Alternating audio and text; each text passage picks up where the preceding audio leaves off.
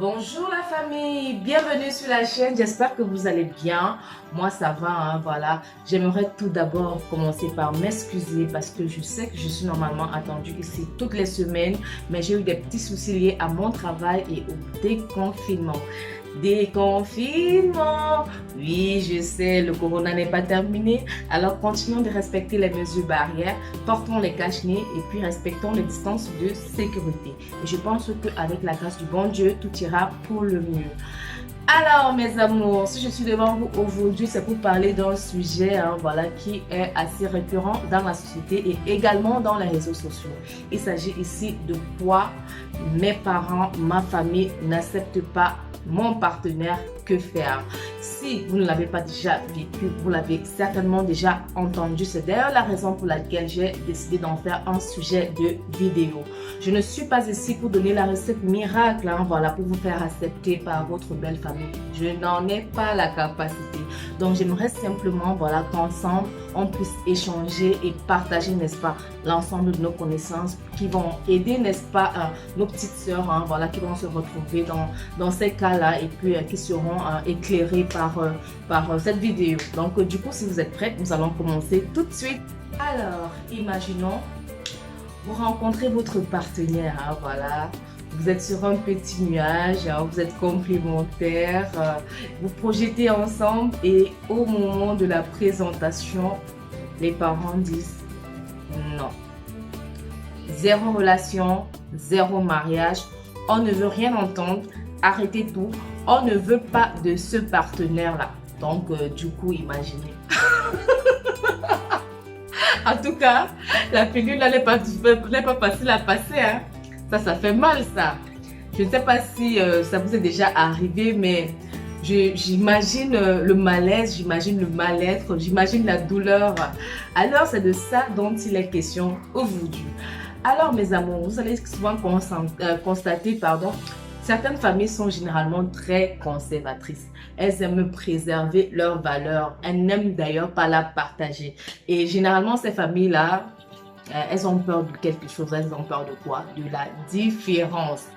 Et généralement, ces différences-là peuvent être marquées par plusieurs façons. Nous avons les différences raciales, voilà, le noir qui n'aimerait pas être avec le blanc, les différences sociales, le riche qui n'aimerait pas être avec le pauvre, les différences intellectuelles. Nous avons des parents, voilà, qui ont tendance à faire pousser leurs enfants, voilà, un peu plus loin dans les études, qui n'accepteraient pas forcément que ceux-ci ramènent des partenaires qui n'ont pas poussé assez loin dans les études. Nous avons les différences tribales, voilà, des parents qui auront tendance à vouloir que leurs enfants ramènent des partenaires soyant de la même tribu, voilà, des différences religieuses, par exemple le musulman qui n'aimerait pas être avec le chrétien, ou bien le bouddhiste qui n'aimerait pas être avec l'athée, ou bien ainsi de suite. Donc il y a plusieurs causes qui peuvent entraîner le rejet de l'autre partenaire et généralement vraiment, dans ces situations là c'est très compliqué, mais il s'agit quand même de nos parents et je pense que dans la majorité des cas, ceux-ci veulent quand même notre bonheur. C'est d'ailleurs la raison pour laquelle je dis ici, il faut s'imposer, c'est vrai, mais il faut, voilà, s'imposer dans le respect. Il faut être subtil, là, voilà, pour convaincre ses parents. Alors, qu'est-ce qu'il faut faire? Bon, selon moi, lorsque, par exemple, je vais prendre un exemple pour mieux étayer mon propos. Vous êtes une jeune femme, voilà, vous rencontrez votre partenaire et voilà, au moment de la présentation, vos parents disent non.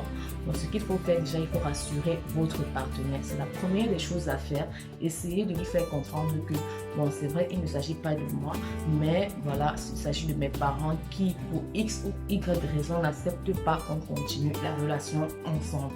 Maintenant, la deuxième chose que je pourrais conseiller, voilà, c'est que le partenaire qui est rejeté doit aller voir ses parents à lui et en fonction de ses motivations. Parce que les jeunes filles, il ne faudrait pas faire, jeune fille ou jeune garçon, il ne faudrait pas faire l'erreur, voilà, que lorsque vos parents disent non, je ne suis pas d'accord, vous portez vos pieds, vous partez, vous installez avec la personne. Non, ça ne se passe pas comme ça. Voilà, moi j'essaie juste d'aider ces petites sœurs-là qui ne sont pas encore passées par là. Voilà un peu la démarche que je peux vous proposer. dis, c'est juste une perspective de solution.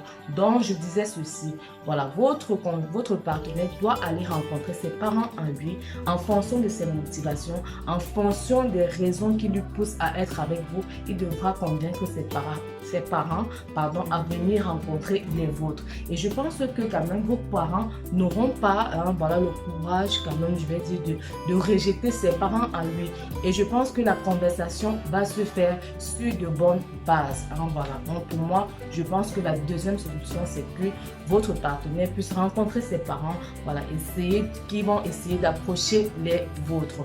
Le troisième conseil que je pourrais vous proposer, pour essayer de vivre ensemble, pour essayer de communiquer ensemble, c'est que votre partenaire doit vous présenter sous votre meilleur jour. Donc, c'est-à-dire, par exemple, si c'est un critère social ou bien racial qui vous différencie, il doit essayer de convaincre ses parents. C'est vrai, elle n'est peut-être pas ça, mais elle est quand même ça. Donc, essayez de présenter vos atouts à ses parents. Essayez à chaque fois de trouver quelque chose qui le rend heureux, parce que en fait, il doit s'exprimer et le parent doit sentir que vraiment il est heureux d'être avec vous. Et je pense que au final, c'est ça que les parents attendent. Voilà, mes amours. Donc, le quatrième conseil que j'aimerais partager avec vous, c'est d'éviter de rabaisser votre partenaire devant vos parents. Déjà qu'elle ne se fait pas déjà accepter, ça sera mettre l'huile sur le feu si vous passez le temps à rabaisser votre parent. À la moindre petite dispute, les parents sont au courant. Comment voulez-vous que finalement votre partenaire, ou bien qu'il soit fille ou garçon, soit accepté et respecté par votre famille? Donc, essayez, n'est-ce pas, d'éviter de rabaisser, n'est-ce pas, votre partenaire devant vos parents. Ça, c'est mon humble avis, mes amours. N'est-ce pas, le cinquième conseil que j'aimerais partager, ça c'est avec, n'est-ce pas, le partenaire rejeté, c'est d'être vous-même. N'essayez pas d'être faux. On ne peut pas jouer la comédie toute une vie. Même si, n'est-ce pas, vous êtes rejeté, essayez de vous montrer tel que vous êtes. Être soi-même ne veut pas dire manquer de respect. Vous devez du respect à votre famille et également à votre belle famille. Donc, du coup, n'essayez pas de faire des choses inhabituelles parce que vous voulez vous faire accepter. Ça ne servira à rien. Si on ne vous aime pas, on ne vous aimera pas, même si vous vous transformez, je ne sais pas, en béni oui de tout le monde. Donc, soyez vous-même.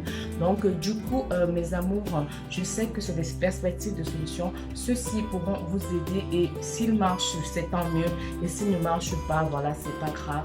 C'est que peut-être ce garçon ou cette femme n'était pas pour vous, n'était pas fait pour vous et ce n'est pas grave. Essayez de prendre votre mal en patience, et de digérer la douleur.